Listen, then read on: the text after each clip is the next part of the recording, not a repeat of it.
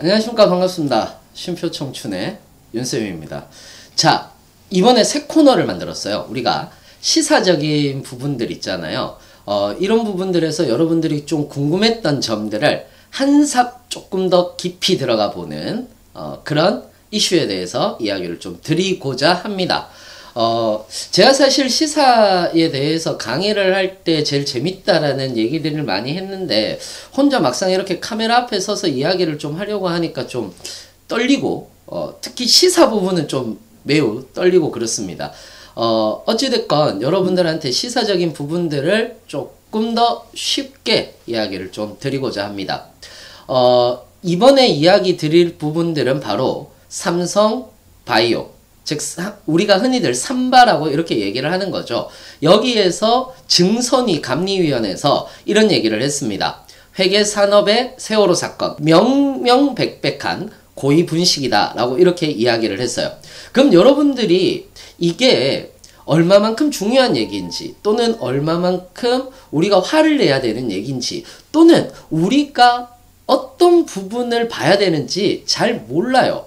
왜냐면 너무 어렵게 이야기를 해놓거든요. 일단 분식회계, 이 부분을 모릅니다. 사실 분식회계라는 말 자체는 그리 어려운 얘기가 아니거든요. 분식회계다 라고 이렇게 얘기를 하면은 분식? 뭐 떡볶이? 뭐 먹는 건가? 막 이렇게 생각을 하세요. 여기 이제 까마귀 막 날아가고 그럴 겁니다. 자, 어찌됐건 웃기려고 하니까 제가 뭐 웃길 수가 없어요. 아무튼 이 부분에 대해서 정확하게 이야기를 좀 드릴게요. 삼성 바이오로직스 같은 경우는 2015년에 나스닥 상장을 합니다. 이 문제 자체가 왜 삼성 바이오로직스냐라고 얘기를 했을 때, 실제로 이재용 삼성전자 부회장이 제일모직 주식을 가지고 있었어요. 제일모직 주주였어요.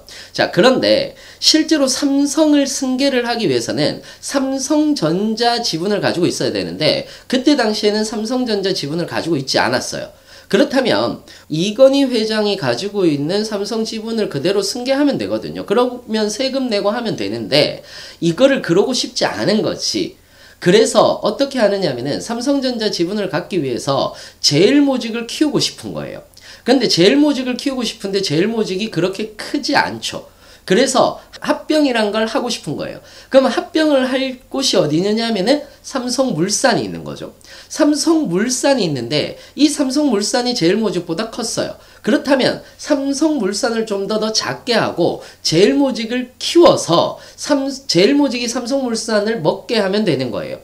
그런데 제일모직 밑에 이 삼바, 소위 말하는 삼성바이오로직스라는 것이 있었는데, 이 삼성바이오로직스에는 그 밑에 삼성바이오에피스라는 것이 있어요. 자, 여기서 복잡해지는 거예요.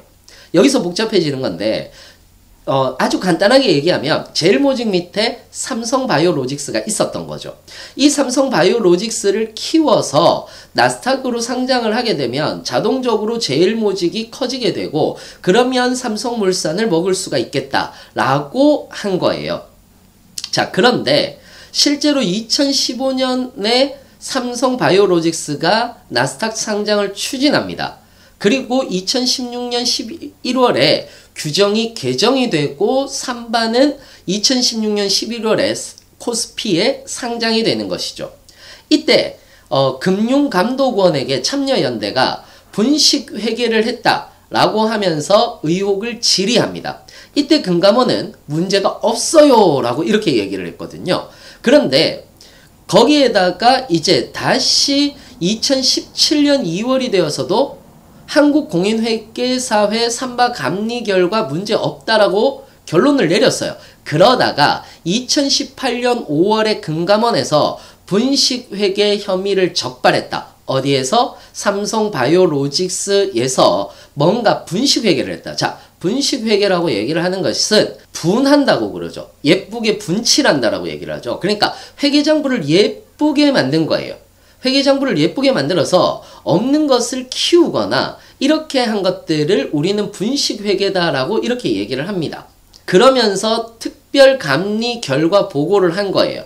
그랬더니 2018년 7월에 증선위가 금감원에게 이거 분식회계 아니지 않아? 라고 하면서 제조사를 명명을 해요. 그러니까 여기에서 조금 의혹이 있는데 이 부분은 넘어가도록 하겠습니다. 그러다가 얼마 전에 박용진 의원이 증선위에 증거자료로 제출을 했어요. 그것이 바로 삼성 내부 문서가 되는 거고요. 그리고 주가가 거의 22% 정도 삼성바이오로직스가 폭락을 하는 거죠. 그리고 나서 얼마 전에 증선위 고위분식이 결론을 내린 겁니다. 그러니까 결론은 뭐냐 하면은 왔다 갔다 거렸던 거예요. 그리고 금감원에서 분식회계가 혐의가 있다라고 얘기를 했고, 그리고 지금 고위분식이다라고 이렇게 얘기를 한 거죠. 그렇다면 이게 왜 고위분식이다라고 얘기를 하느냐면은 아까 우리가 얘기를 했죠. 제일모직을 키워서 삼성물산을 먹으면 된다라는 거예요. 그러면은 거기 제일모직을 키워서 삼성물산을 먹으면 되는데 제일모직을 키우려고 하다 보니까 제일모직 자체로는 안 커.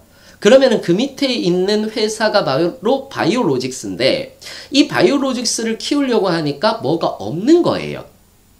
뭐가 없는 거예요. 그래서 실제로 또 순이익이 2011년, 2012년, 2013년, 2014년에 전부 다 마이너스를 때립니다. 그래서 마이너스 79억, 마이너스 744억, 마이너스 1407억, 마이너스 997억 이런 식으로 때리다가 마침 2015년에 당기 순이익이 1조 9,049억이 됩니다. 그러니까 갑자기 뛴 거예요. 갑자기 뛰었는데 희한하게 2015년 11월에 상장 조건도 바뀌어요. 원래 상장 조건은 매출 1,000억 이상, 이익 30억 이상이 되거나 아니면 매출이 2,000억 이상 또는 시가총액 4,000억 이상이 되어야지만 상장을 할 수가 있어요. 하지만 이때 플러스가 하나가 더 되는 거죠. 뭐냐 하면은 시가총액 6,000억 이상의 자본금 2,000억 이상으로 되면 무조건 상장이 된다라고 이렇게 얘기를 한 거예요. 그러면 여기서 문제가 생기는 거죠. 삼바가 좀 더 무엇을 하면은 뭔가를 했으면은 됐을 거예요. 그런데 뭔가를 하지 않았어. 계속 적자가 났단 말이에요. 그런데 왜 2015년에 1조 9,049억이 났느냐라는 거죠. 이게 뭐냐 하면은 이런 거예요. 원래 삼성 바이오로직스 밑에는 삼성 에피스가 있습니다. 삼성 에피스는 종속회사예요. 그러니까 종속회사로 있는 이 회사를 뭘로 바꾸느냐면은 회계를 변경하는데 12월에 종속회사를 관계회사로 바꾸는 겁니다. 종속회사를 관계회사로 바꾸는 거예요. 자, 그러면은 종속회사를 관계회사로 바꾸면 뭐가 차이가 나느냐 하면은 종속회사 같은 경우에서는 삼성바이오로직스 밑에 있는 회사다 보니까 회계를 할 때 시장가액으로 하지 않습니다. 시장가액으로 하지 않고요. 대부분 여기에서 정해지는 그냥 것으로 그 회사에 대한 가격이 매겨지는 거거든요. 이게 종속회사에서 관계회사로 바꾸면 시장가액으로 전환이 돼요. 시장가액은 시장에서 평가하는 기준인데 그 시장가액이 높아지는 거죠. 그러면은 그러면 시장가액은 오히려 더 냉정하지 않나요? 그것이 아니라 에피스는 비상장회사이기 때문에 비상장회사는 국내회계법인에서 시장가액을 정하는 거예요. 그러니까 삼성이 좀 더 회계법인에게 돈을 써서 이것 좀 더 높여주세요 라고 이렇게 얘기를 하는 거예요. 그러면은 그냥 막 높일 수는 없잖아요. 그래서 미국에 바이오젠이라는 회사가 있는 거예요. 바이오젠이라는 회사가 있는데 삼성 측에서는 어떻게 얘기를 하느냐면은 바이오젠이 우리 회사를 살 수 있도록 그걸 콜옵션이라고 하는데 이거 몰라도 됩니다. 콜옵션 나중에 한번 설명해 드릴게요. 콜옵션을 행사를 의향을 전달을 했다. 이미 종속회사에서 관계회사로 전환이 될 때. 그런데 금감원은 거짓말하지마. 니들 회계장부를 보니까 오히려 바이오젠에서 콜옵션을 행사 시점 기준이 더 뒤지 않니? 오히려 그러니까 종속회사를 쭉 끌고 가다가 관계회사로 바꾼 건 훨씬 뒤인데 니들이 앞당겨서 관계회사로 만들었고 그 관계회사로 만들어서 시장가액을 부풀린 거 아니야. 그러니까 시장가액을 부풀려서 거의 한 6천억대 하던 또는 2천 몇백억대 하던 애를 4조짜리로 키운 거예요. 4조짜리로 키워놓으니까 여기에서 이익을 누가 보느냐면은 여기에서 지분을 91% 정도를 바이오로직스가 가지고 있었거든요. 그러니까 여기에서 수익이 나버린 거죠. 그게 1조 9,049억인 거예요. 그런데 그러고 나서 이게 커졌잖아요. 그러고 나서 삼성물산을 먹으려고 하니까 문제가 생기는 거죠. 삼성물산 또는 삼성이 가지고 있는 최대 주주는 바로 국민연금이었던 거예요. 국민연금인데 이 국민연금이 뭐를 합니까? 손을 들어줘야 돼요. 그래, 합병해도 된다 라고 손을 들어줘야 되는데 그렇다면 여기에서 뭐 적정 합병 비율이라는 것도 나오는데 그것도 몰라도 돼요. 그래서 적정 합병 비율이 사실은 안 됐는데 국민연금이 손을 들어준 거예요. 여기에서 우리는 분노를 해야 되는 거고 여기에서 금감원은 여기까지는 안 가고 그 전에 이미 분식회계가 있지 않았느냐라고 이렇게 이야기를 하는 것이 이 사건의 전말이에요. 그리고 이것을 박용진 의원이 무엇을 내부 자료가 있어 이렇게 회계 분식한 것들을 이라고 내어놓았는데 그 내어놓은 것들을 보더니 이제 증선위에서 소위 말해서 빼박인 거죠. 이제 더 이상 물러갈 데가 없어요. 그래서 증선위가 오케이 이건 분식회계가 맞아 라고 이렇게 결론을 내게 된 사건입니다. 그렇게 여러분들이 이해를 좀 하시고 계시면 돼요. 자, 어떠셨어요? 좀 이해가 되셨나요? 이렇게 시사적인 부분을 조금 더 한 삽 덮어서 여러분들한테 최대한 쉽게 이야기를 해드리도록 하겠습니다. 조금 어려울 수도 있는데 자, 10초 만에 정리를 해드릴게요. 이렇게 생각을 하시면 돼요. 이재용 부회장이 삼성을 먹고 싶은 거예요. 그런데 이건희 회장이 가지고 있는 삼성 지분을 가지고 있지 않아요. 즉 그것이 삼성전자 지분이죠. 그러면 삼성전자 지분을 가지려면 어떻게 해야 됩니까? 자기가 삼성전자 지분을 끌어오면 되는 거예요. 세금을 내고. 그런데 그걸 하기가 싫은 거죠. 그래서 꼼수를 부린 거예요.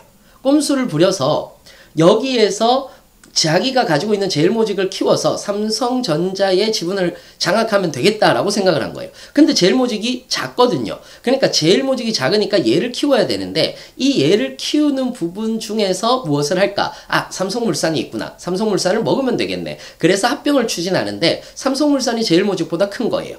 그러면 삼성물산을 작게 하고 제일모직을 크게 하면 되잖아요. 여기에 밑에 있었던 애가 바이오로직스예요. 그럼 바이오로직스를 뻥튀기 하면 되겠네. 그 밑에 바이오에피스가 있었던 거죠. 그래서 바이오에피스를 종속회사에서 관계회사로 바꾸면서 시장평가액을 뻥튀기 시킨 거예요. 시장평가액을 뻥튀기 시키니까 지분을 가지고 있던 바이오로직스가 커진 거죠.